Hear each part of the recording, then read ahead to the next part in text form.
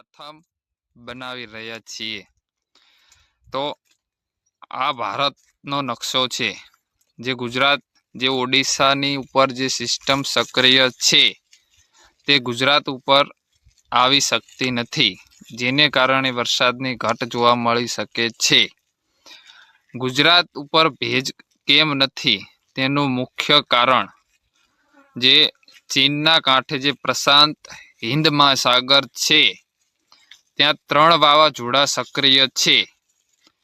તે ભારત ઉપર જે પવનો ફૂંકાઈ રહ્યા છે તે ત્યાં જઈ રહ્યા છે, જેને કારણે ભારત ઉપર ભેજનું પ્રમાણ ઘટી રહ્યું છે।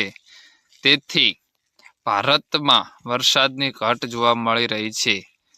તમે પણ નજર કરી શકો છો કે ભારત ઉપર રહેલો ભેજ જે ચીનના કાંઠે પ્રશાંત હિન્દ મહાસાગર ત્યાં 3 વાવાઝોડા સક્રિય છે, ત્યાં સીધો પવન ભારત ઉપરથી ત્યાં જઈ રહ્યો છે, જેને કારણે ભારત ઉપર ભેજનું પ્રમાણ ઘટી રહ્યું છે।